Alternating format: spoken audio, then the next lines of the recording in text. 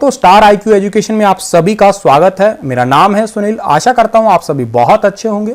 2020 में दुनिया में सबसे ज्यादा महंगाई वाला देश कौन सा है? तो देखिएगा, दुनिया भर में सबसे ज्यादा महंगाई वाला देश है 2020 में। उसके बारे में हम लोग जिक्र करेंगे। उससे पहले हम लोग महंगाई वर्ड है, इसका मतलब क्या होता है इसको समझ लेते हैं। देखिएगा, महंगाई को इंग्लिश में इन्फ्लेशन कहा जाता है और महंगाई का बहुत ही सिंपल और सीधा सा अर्थ ये होता है कि समय बढ़ने के साथ साथ वस्तु और सेवाओं की कीमतों का बढ़ जाना, या यूं कह दीजिएगा इसका दूसरा मतलब है कि रुपए की कीमत में थोड़ी सी कमी आ जाना। इसे ही हम लोग इन्फ्लेशन कहते हैं, इसे ही हम लोग महंगाई कहते हैं। अब देखिएगा, 2020 में सबसे ज्यादा महंगाई जो झेल रहा है उस देश का नाम है पाकिस्तान।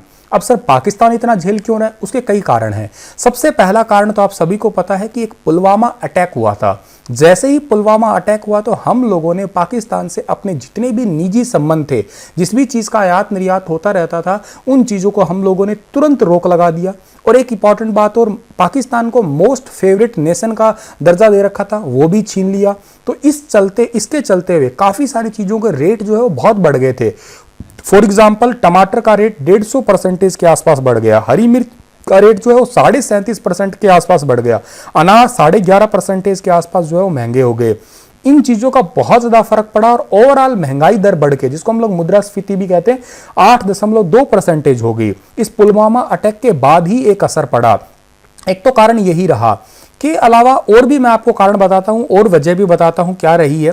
देखिएगा, और वजह ये रही है कि जो एक स्टेट बैंक ऑफ पाकिस्तान है, एसबीपी, इन्होंने जो ये महंगाई बढ़ी थी, इस दौरान इन्होंने क्या किया कि ब्याज दरों को बढ़ा दिया। जितने भी जो ब्याज की दर थी उनको इंक्रीज कर दिया। इन्होंने सोचा कि अगर हम लोग ब्याज की दर बढ़ा देंगे ना तो और कंपनी हमसे ब्याज लेगी, तो मतलब पैसा लेगी, तो पैसे का हमें ब्याज मिलेगा, तो उससे हमारा जो है वो कारोबार बढ़िया चल जाएगा, यूं कहिएगा पैसा आ जाएगा। लेकिन इसका परिणाम उल्टा हुआ। इसका परिणाम ये हुआ कि महंगाई और बढ़ गई। कैसे बढ़ी कि लोगों ने, या जो निजी कंपनियां, प्राइवेट कंपनियां हैं, उन्होंने इतना महंगा कर्ज लेना बंद ही कर दिया। अब जाहिर सी बात है, आप इतना ज्यादा महंगी किसी चीज को कर देते हो, फॉर एग्जांपल सिंपल सी बात लगा लीजिएगा आप लोग कि सेब की बात करते हैं हम लोग। अब सेब है, सबको पता है सेहत के लिए बहुत अच्छा है, लेकिन उस सेब का रेट अगर मान लेते हैं 1500 या 2000 रुपए किलो हो, तो छोड़ो भाई, सेहत का क्या करेंगे? महंगाई बहुत ज्यादा बढ़ गई। इतना अगर महंगा अनार लेके आएंगे या सेब लेके आएंगे तो फिर सेहत पे असर पड़े ना पड़ेगा, जेब पे असर जरूर पड़ेगा, और वैसे हम मानसिक टेंशन से खत्म हो सकते हैं। ऐसा ही समझिएगा कुछ कि इतना ज्यादा इन्होंने बढ़ा दिया कर्ज का जो परसेंटेज है ब्याज का, तो कंपनियों ने सोचा छोड़ो भी, घाटे में है, वैसे भी घाटे में रहेंगे, वैसे भी रहेंगे, लेंगे ही नहीं। इस वजह से इंडस्ट्रियल जो डेवलपमेंट है वो रुक गया। और कुछ पब्लिक सेक्टर की जो सर्विस है, जैसे इंटरनेट सर्विस है या कोई और नॉर्मल सर्विस है जो हमें थर्ड पार्टी सर्विस प्रोवाइड होती है, वो सारी की सारी जैसे है रुक गई। इससे फिर क्या हुआ कि लोगों ने जब पैसा लेना बंद किया तो फिर क्या करा, मजबूरन जो है एसबीपी को, जो है स्टेट बैंक ऑफ पाकिस्तान को 5.25% इस ब्याज दर में कटौती करने पे जो है मजबूर होना पड़ा।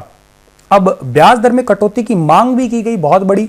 और अगर आप कहें ना कि सर पाकिस्तान की अर्थव्यवस्था दोबारा से सुधरे तो कितना रुपया चाहिए उसको, तो पाकिस्तान की अर्थव्यवस्था को सुधारने के लिए तकरीबन 3 से 4 ट्रिलियन रुपए की आवश्यकता है फिलहाल के लिए।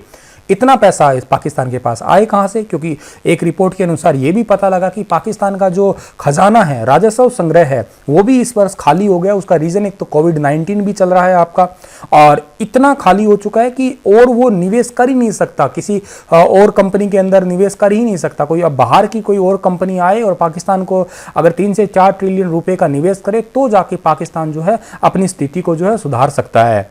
हालांकि पाकिस्तान ने थोड़ी बहुत कोशिश तो की थी इसको सुधारने के लिए। इन्होंने, पाकिस्तान ने पेट्रोलियम की जो कीमत है उसको कम किया था पिछले 2 महीने के अंदर। इससे थोड़ा फर्क ये पड़ा था कि ट्रांसपोर्ट की जितनी भी लागत है उसमें थोड़ी कमी आई थी, और इससे थोड़ी महंगाई को दर को नीचे लाने में मदद जरूर मिली थी।